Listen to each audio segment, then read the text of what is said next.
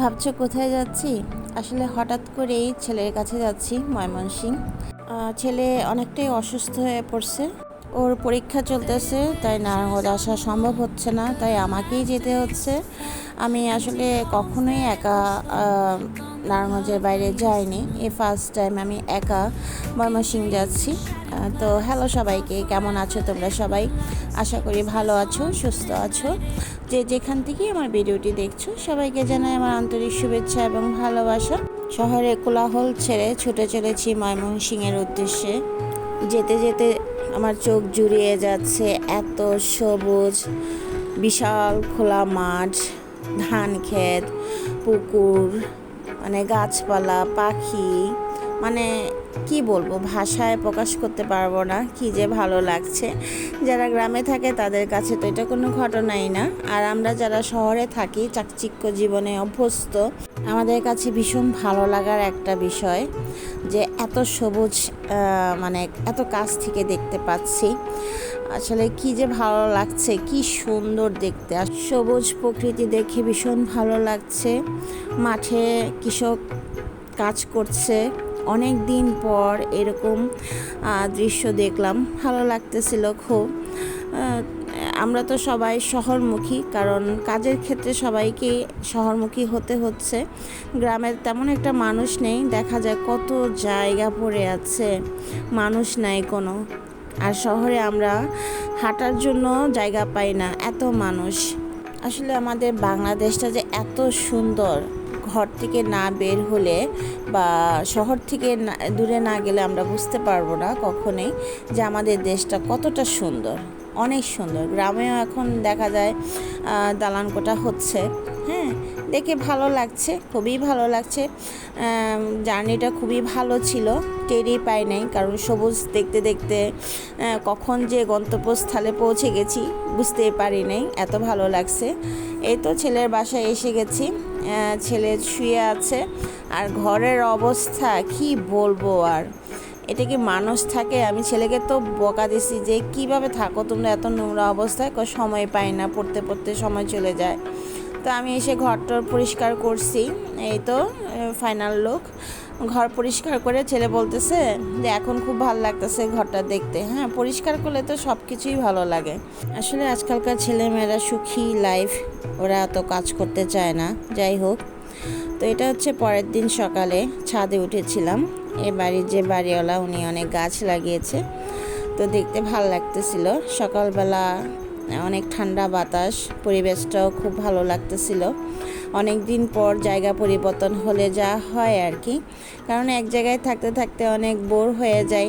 হ্যাঁ, আমি তো অনেক বছর আসলে কোথাও যাই না, তো এই সুযোগ হলো বাইরে বের হওয়া, তাই সে কারণে অনেক ভালো লাগতেছে। মাঝে মাঝে আসলে অনেক দূরে যেতে হয়, তাহলে সব কিছুরই একটা পরিবর্তন আসে, মন মানসিকতাটাও ভালো থাকে।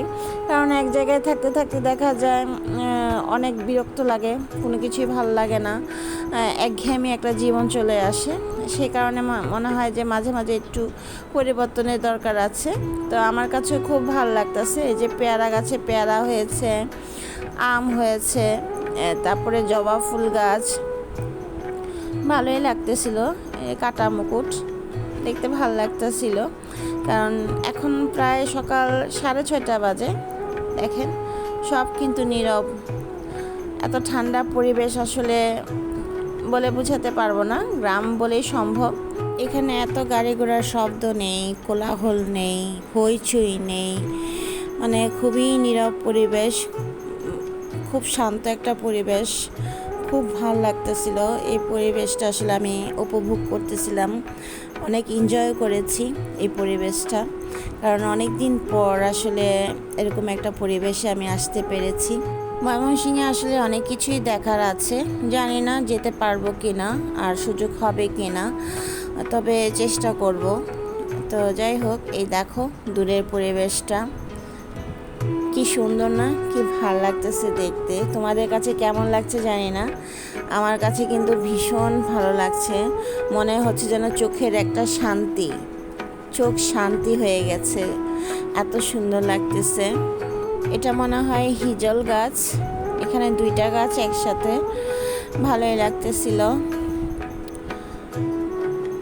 সারাক্ষণ পাখি কিচিরমিচির, এত পাখির কিচিরমিচির, মানে মন ভরে যাচ্ছে। আসলে তোমাদেরকে আমি ভাষায় প্রকাশ করতে পারবো না কি যে ভালো লাগছে। আর এই হচ্ছে হাইওয়ে রাস্তা। আসলে এই জায়গাটা খুবই গ্রাম্য একটা অঞ্চল ছিল, তো এই ভার্সিটির কারণে এখানে রাস্তাঘাট, হাইওয়ে রাস্তা, বাড়িঘর, যাই হোক এগুলো হচ্ছে আর কি, অনেক উন্নত হয়ে গেছে। ভবিষ্যতে হয়তো আরও উন্নত হবে।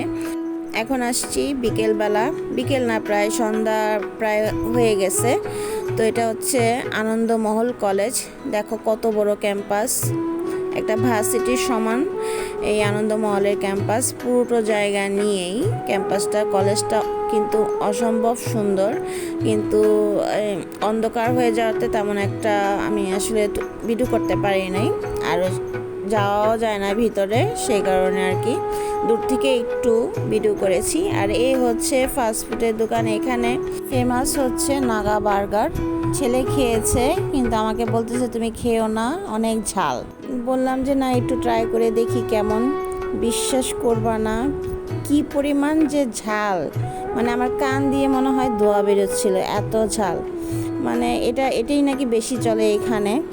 যাই হোক, নতুন অভিজ্ঞতা হলো। যেহেতু দূরে আছি তাই রান্নাবান্না ডেলি ব্লগ শেয়ার করতে পারলাম না। যদি ভালো লেগে থাকে প্লিজ লাইক অ্যান্ড সাবস্ক্রাইব করে পাশে থেকো। আজ এই পর্যন্তই, ভালো থাকো।